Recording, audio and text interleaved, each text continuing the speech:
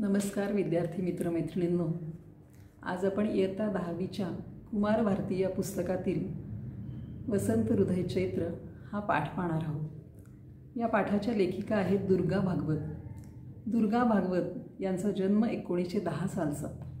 त्यांना 98 वर्षांचे दीर्घायुष्य लाभले। त्या मराठीतील एक सिद्धहस्त लेखिका आहेत। लोकसाहित्य आणि लोकसंस्कृती यांच्या त्या अभ्यासक होत्या। समाजशास्त्र, मानववंशशास्त्र आणि बौद्ध धर्म ही त्यांच्या संशोधनाची आवडीची खास क्षेत्रे। ऋतुचक्र, व्यासपर्व, पैस ही त्यांच्या ललित लेखनाची शिखरे आहेत। त्यापैकी पैस कादंबरीला साहित्य अकादमीचा पुरस्कार मिळाला।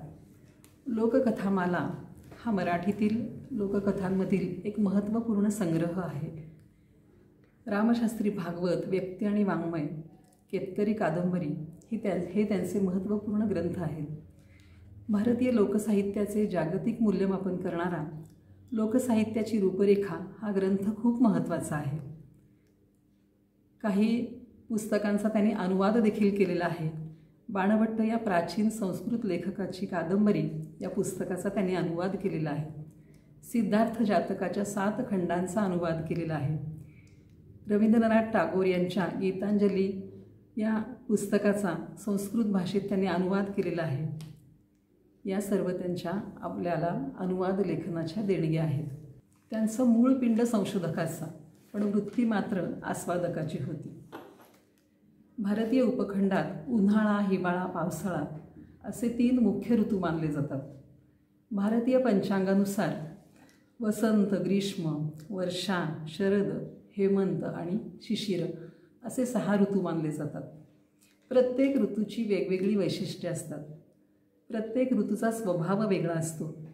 ऋतूमधील या बदलत्या निसर्गाच्या बदलत्या रूपाचे निरीक्षण करून दुर्गा भागवत यांनी ऋतुचक्रामध्ये त्याचे मनोहारी वर्णन केलेले आहे। प्रस्तुत पाठ हा त्यांच्या ऋतुचक्र या पुस्तकातून घेतलेला आहे। विद्यार्थ्यांनो, आपणही आपलं पाठ्यपुस्तक समोर ठेवावं। मी या पाठ्यपुस्तकाचं वाचन करते।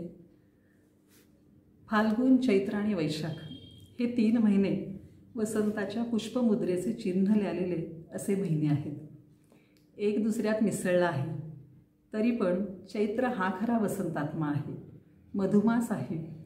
या ऋतुराजाचे किंवा मधुमासाचे लक्षण ज्ञानेश्वरांनी सुंदर रीतीने वर्णन केले आहे। जैसे ऋतुपतीचे द्वार वनश्री निरंतर, वोळगे फळभार लावण्यसे। ऋतुपतीच्या द्वारी वनश्रीचे म्हणजे नवपल्लवांनी गर्द झाकलेल्या फुलांनी डवरून गेलेल्या वृक्षलतांचे दर्शन।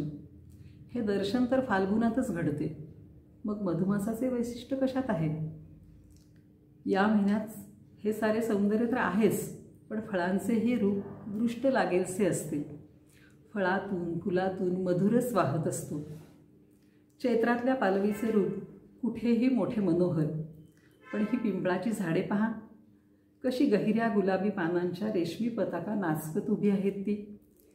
जुनी पाने गळता गळता नवी येत होती, म्हणून शिरीषासारखी ही पालवी पहिल्याने डोळ्यात भरत नव्हती।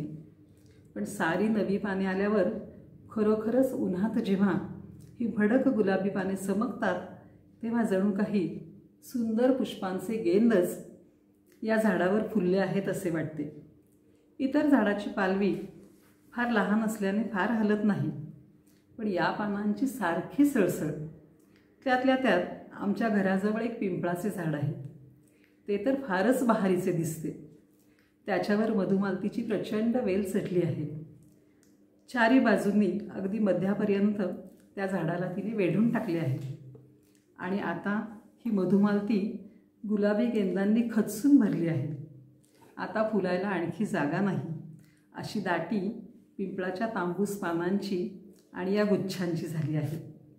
आणि नुसती पालवीच नाही, तर हिरवी फळेही इतर झाडांप्रमाणे यांच्या फांदीला ओळीने चिकटून बसली आहेत। या फुलात अतिशय हिरिरीने कोणी नटले असेल तर ही उग्रगंधी घाणेली किती शोभिवंत आणि दुरंगी फुलांच्या गुच्छांनी भरली आहे। गुलाबी फुलात एखादे पिवळे, पिवळ्यात एखादे गुलाबी, शेंद्री व पिवळा, पिवळा आणि जांभळा, लाल आणि पांढरा, जांभळा आणि गुलाबी, शेंद्री आणि जांभळा, किती म्हणून या दुरंगी फुलांच्या रंगांचे वर्णन करावे.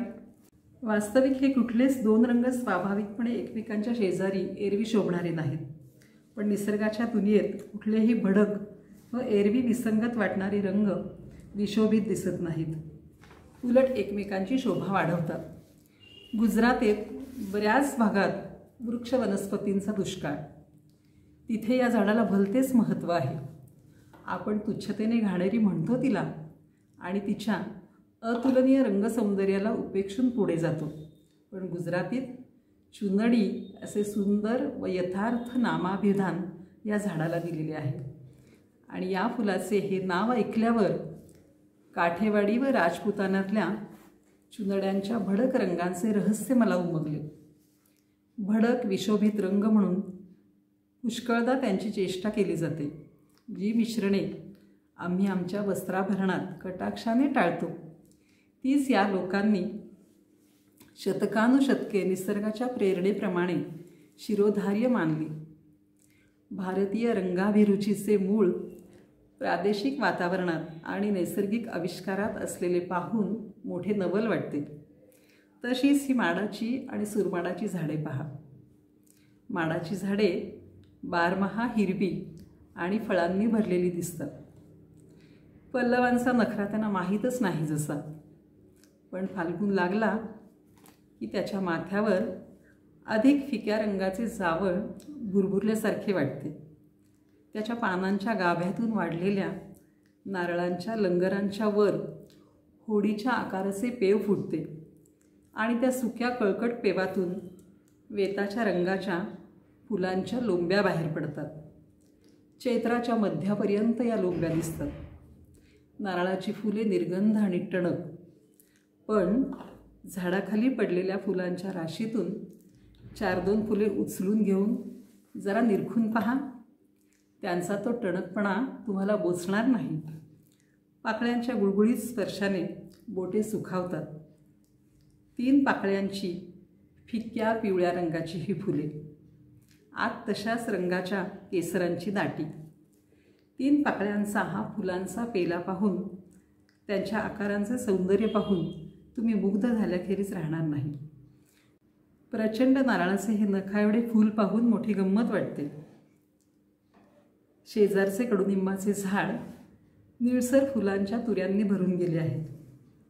त्यांचा सुगंध रात्रीच्या वेळी अतिशय मनोरम वाटतो.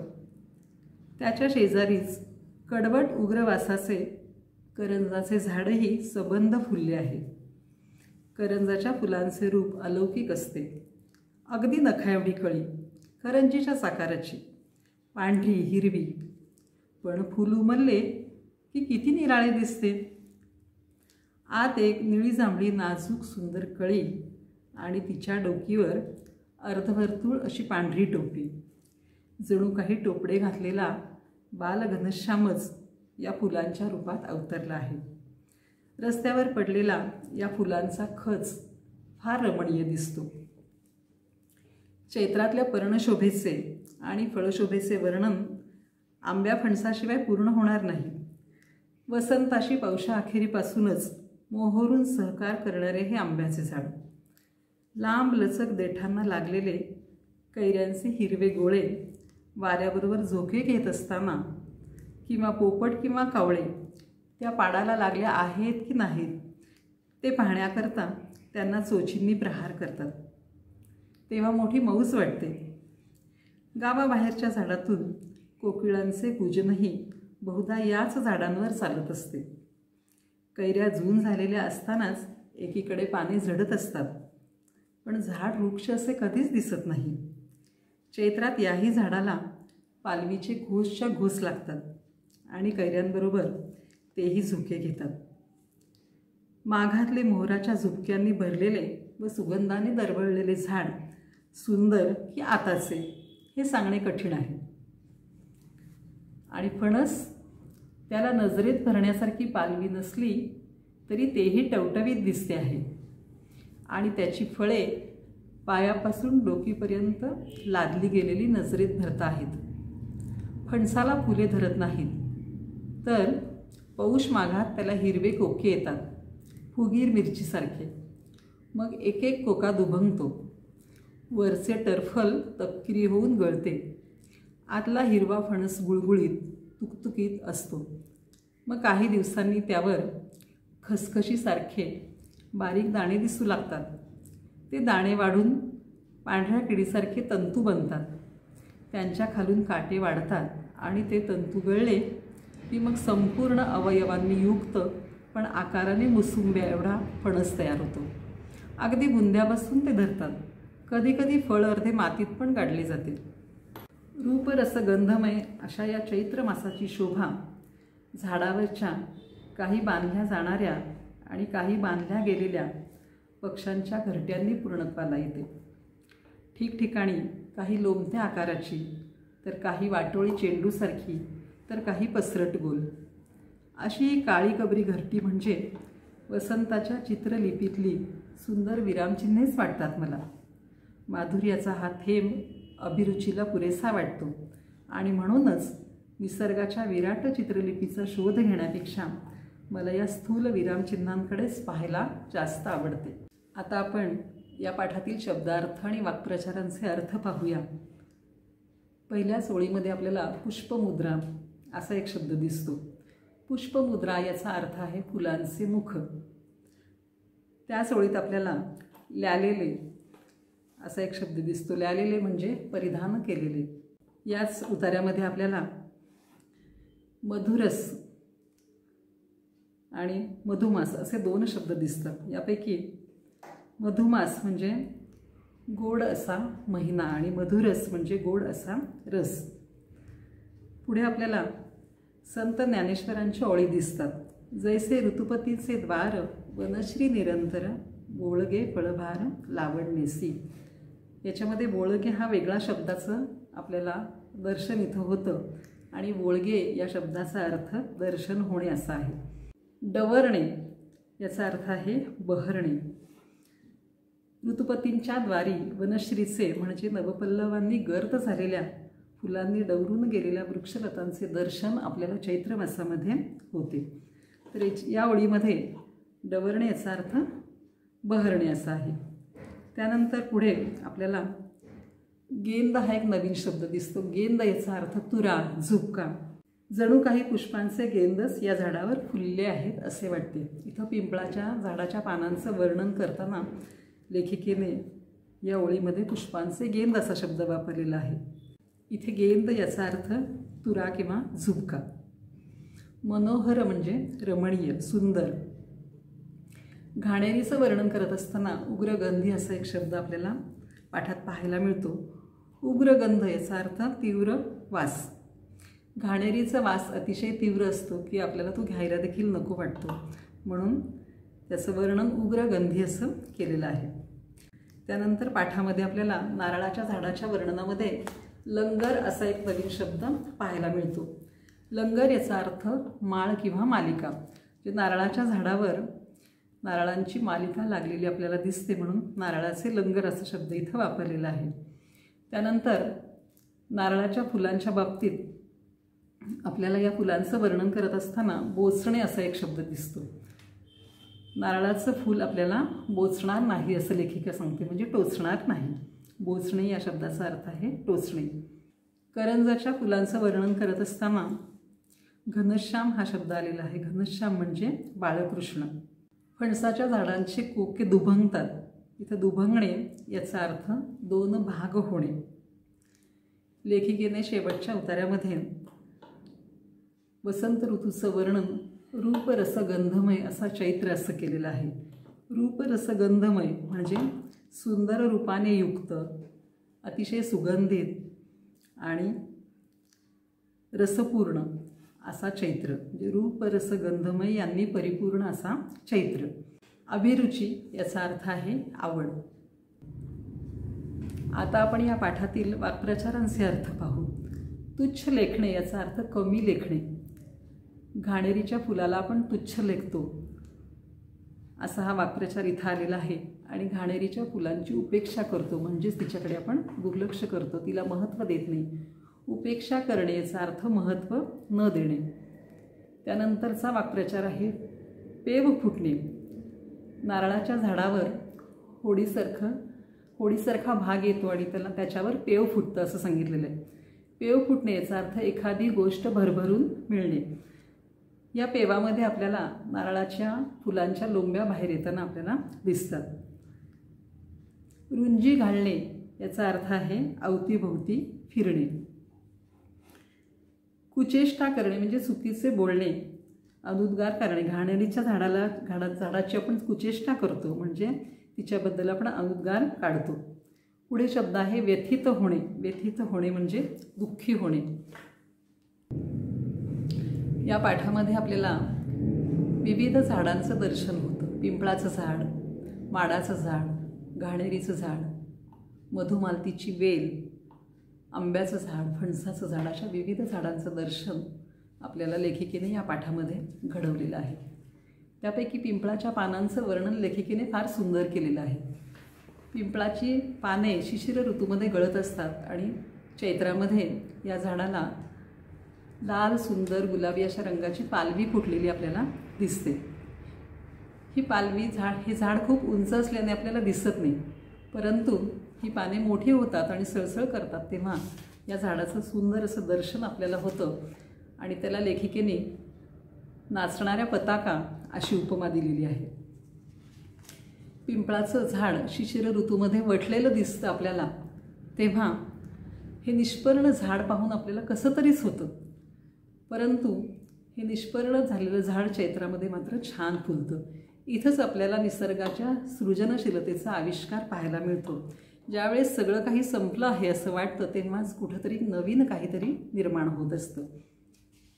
लेखिकेच्या घराजवळ जे पिंपळाचं झाड आहे त्याला मधुमालतीच्या वेलीने वेढलेले आहे, त्यामुळे मधुमालतीची सुंदर फुलेसुद्धा या झाडाला बिलगलेली आहेत.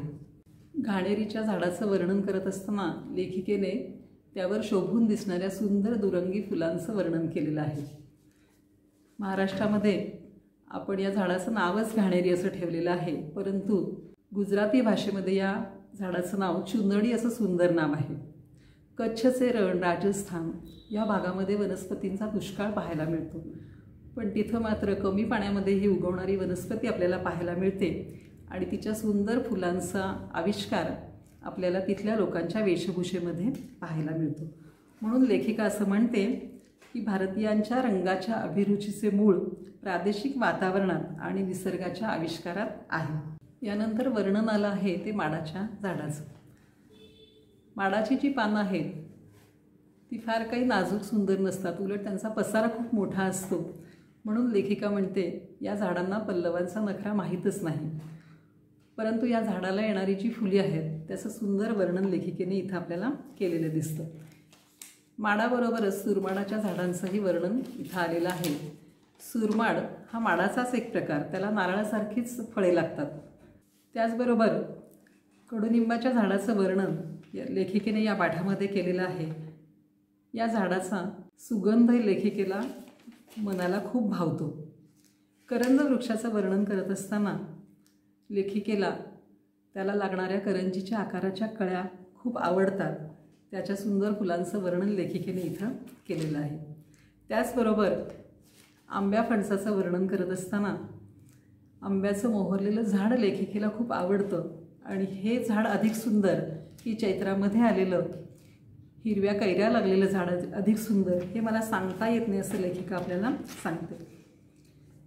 फणसाच्या झाडाला खूप फळे लगडलेली असतात, अगदी वरपासून खालपर्यंत खोडाला फणस लागलेले असतात. तेव्हा या फणसाच्या झाडाला कुटुंब वत्सल असं म्हटलं जातं. कविवर्य भारा तांबे यांनी फणसाच्या झाडाचं वर्णन करत असताना कुटुंब वत्सल इथे फणस हा कटी खांद्यावर घेऊन वाळे असं त्याचं वर्णन केलेलं आहे. सर्व झाडांना आधी फुले येतात आणि मग त्याचं रूपांतर फळामध्ये होत असतं हे आपण ऐकतो, परंतु फणसाचं झाड याला अपवाद आहे. फणसाच्या झाडाला फुले लागत नाहीत तर हिरवे कोके येतात आणि त्यापासून फणस कसा तयार होतो याचं वर्णन लेखिकेने आपल्याला या पाठामध्ये केलेलं दिसतं. रूपरसगंधमय अशा चैत्राचं वर्णन करत असताना लेखिकेला आवडतात ती पक्ष्यांची घरटी. चैत्र महिन्याच्या काळामध्येच पक्ष्यांची विविध घरटी लेखिकेला पाहायला मिळाली.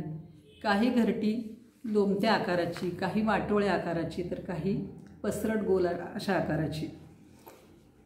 ही काळी कवरी घरटी म्हणजे लेखिकेला निसर्गाच्या चित्रलिपीतली विरामचिन्हे वाटतात. आता इथे लेखिकेने या पक्ष्यांच्या घरट्यांना विरामचिन्हे का म्हटले आहे, तर जसं आपण वाचत असताना विरामचिन्हांपाशी थबकतो, ते विरामचिन्ह कोणतं आहे ते नीट पाहतो, त्याचा अर्थ लक्षात घेऊन त्याचं वाचन करतो. त्याचप्रमाणे निसर्गाचं निरीक्षण करत असताना लेखिका या घरट्यांपाशी थबकते आणि ही घरटी तिच्या मनाला वेधून घेतात.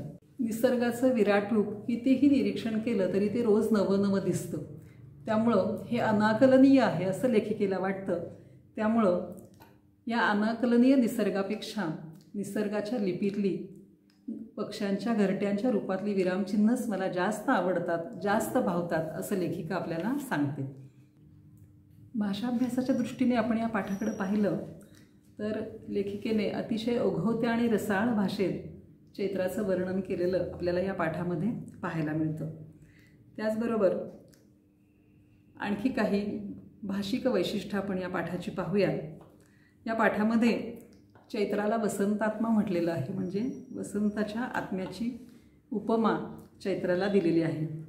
त्याचबरोबर पक्ष्यांच्या घरट्यांना वसंताच्या लिपीतील सुंदर विरामचिन्हे म्हटलेलं आहे, म्हणजे या विरामचिन्हांची उपमा पक्ष्यांच्या घरट्यांना लेखिकेने दिलेली आहे. तर करंजाच्या फुलाला टोपडे घातलेला बालघनश्याम म्हटलेलं आहे. या पाठामध्ये आपल्याला काही प्रत्ययघटित शब्द आढळतात. उदाहरणार्थ इक प्रत्यय असलेले शब्द या पाठात आलेले आहेत.